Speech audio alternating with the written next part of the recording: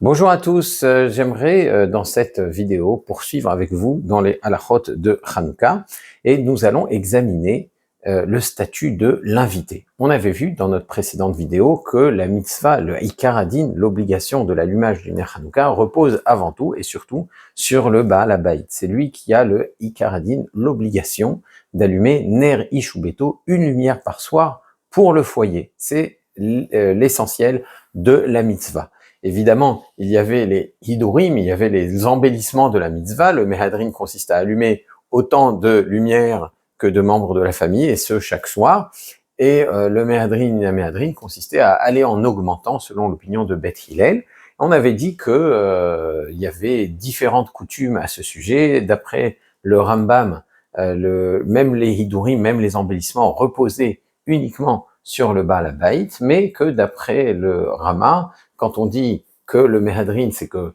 on allume autant que de membres de la famille, c'est aux membres de la famille eux-mêmes d'allumer et qu'ils pouvaient même eux-mêmes réciter la bracha sur les chanoukiot qu'ils allumaient, dans la mesure où, comme le disent Tosfot, on ne le fait pas à l'extérieur, mais à l'intérieur de la maison. Quand la mitzvah est à l'extérieur de la maison, il faut pouvoir distinguer le jour de Hanouka. Donc ça, c'était ce qu'on avait vu la dernière fois. Mais donc, selon le Ikar Hadin, l'obligation, ce qui est le strict nécessaire, la mitzvah de l'allumage à proprement parler, tant qu'on est un ben baït, tant qu'on est un membre de la famille, un membre de la maison, eh bien on est acquitté de l'allumage. Si on allume, ça ne serait que au titre de méhadrin, selon le Rama. Mais le Baal HaBayit acquitte tous les membres de la maison par son allumage. Alors à quel moment est-ce qu'on devient un ben baït? Et est-ce qu'il y a des statuts intermédiaires? Eh bien, dans Masechet Shabbat, le Rav Sheshet nous parle justement de ce fameux statut intermédiaire qui est celui du Harsanai, de celui qui est hébergé. Alors celui qui est hébergé, eh bien, c'est celui qui passe des nuits dans une auberge, mais qui a sa propre nourriture. On va le voir, qu'est-ce qui se passe si jamais je suis aussi nourri dans l'auberge? Eh bien, Rav Sheshet dit qu'un Harsanai a l'obligation d'allumer le Ner Hanouka. Autrement dit, le fait de passer la nuit quelque part ne fait pas de toi un ben baït, et par conséquent, l'allumage du patron de l'auberge n'acquitte pas le harsanai, n'acquitte pas l'hôte qui est hébergé par ce patron, par cet aubergiste. Alors Mishnah Brura lui explique justement qu'il rapporte au nom de nombreux acharonim qu'on a le statut de ben baït quand on est nourri et logé. Ça veut dire que si maintenant on habite quelque part, même si c'est momentané, mais qu'on y est nourri et logé, alors à ce moment-là, on est ben baït dans cet endroit-là, et par conséquent, l'allumage, si par exemple je suis dans une auberge, mais que j'y suis accueilli et que j'y suis aussi nourri, je suis pas seulement logé là-bas, eh bien là je suis ben baït de cet aubergiste, et par conséquent, quand il va allumer les nérodes de Hanouka dans son auberge, à la porte de son auberge ou dans sa salle à manger, eh bien je suis de facto acquitté puisque je suis ben baït, étant donné qu'il me nourrit et qu'il me loge, eh bien je suis ce qu'on appelle somer hashulchano, je dépends de sa table et par conséquent je suis ben baït. Autrement dit, si on vit quelque part mais qu'on n'est pas somer sur la shulchano, al shulchan baal habayit, qu'on ne compte pas sur la table du baal habayit, eh bien on n'est pas encore ben baït, on est simplement à harsanai, et au titre de harsanai, on a une obligation indépendante d'allumage des nérodes de Hanouka, c'est ce que dit Rav Sheshet. Alors le Rabbi Zera, c'est rapporté aussi dans Masechet Shabbat, juste après ce que décrit Rav Sheshet, il dit que quand il était jeune homme, donc il était bachor, quand il était jeune homme et qu'il était hébergé, justement, qu'il n'était que harsanai et non ben baït, non dépendant de la table de celui qui l'hébergeait, eh bien, il se contentait de s'associer aux frais de l'allumage. Donc c'est intéressant, ça veut dire que quand on est hébergé, on n'est pas acquitté par l'allumage du Baal HaBayit, et pour pouvoir être acquitté par l'allumage du Baal HaBayit, eh bien, il faut participer aux frais de l'allumage des nérodes de Hanouka, et le simple fait de donner une pièce montre qu'on a participé à la mitzvah, et ça suffit pour nous associer. Peut-être c'est une façon d'acquérir un droit, c'est une façon d'acquérir un droit dans l'allumage. On n'est pas nécessairement il n'est pas obligatoire de rajouter de l'huile pour le harsanai, même si certains poskim encouragent à le faire, je pense notamment au Beit Hadash. Le Pri Hadash dit que c'est pas la peine, et ça me paraît logique, parce que c'est pas une question de quantité d'huile, c'est surtout le fait de prendre part à la mitzvah. Donc, à partir du moment où on paye un droit de participation à l'allumage du ner de Hanouka, même si on n'est que hébergé et qu'on n'est pas encore ben baït, eh bien là, on est acquitté, comme le dit Rabbi Zera. Donc, il raconte aussi, Rabbi Zera, qu'une fois qu'il s'est marié, eh bien, même quand il était en dehors de chez lui, pendant la période de Hanouka, il était hébergé, il était arsanaï pendant la période de Hanouka, il était en voyage, eh bien, même si l'aubergiste allumait des nérodes de Hanouka et que ça ne la quitte pas, puisqu'il n'est que arsanaï, il n'est pas sommaire un shulchan Baal Habayit, il ne dépend pas de la table du Baal Habayit, de toute façon, il était quand même acquitté, puisqu'étant marié, chez lui, dans son propre foyer, et il y avait sa femme qui allumait les nérodes de Hanouka. Donc, de facto, il était quitte de la mitzvah. Donc voilà le statut du arsana et le statut, on va dire, intermédiaire entre celui qui est complètement étranger, qui a son devoir d'allumage de toute façon, puisqu'il a sa propre maison.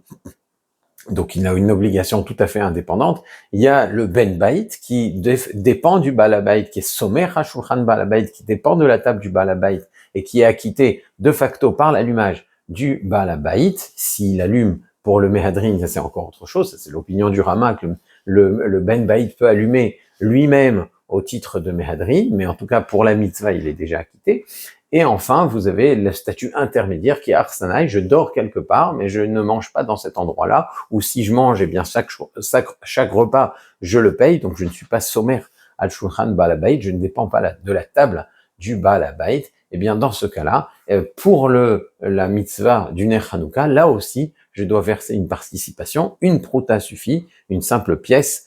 suffit pour marquer cette participation à l'allumage des Nérod de Hanouka. Alors, quel serait le statut d'un étudiant, d'un Bachor Yeshiva? Alors, je dis Bachor Yeshiva parce que ce sont de par la Teshuvah du Yechavedat que je vais citer, mais le même principe s'applique aussi pour des étudiants qui sont dans un foyer ou pour des Chayalim qui passeraient Hanouka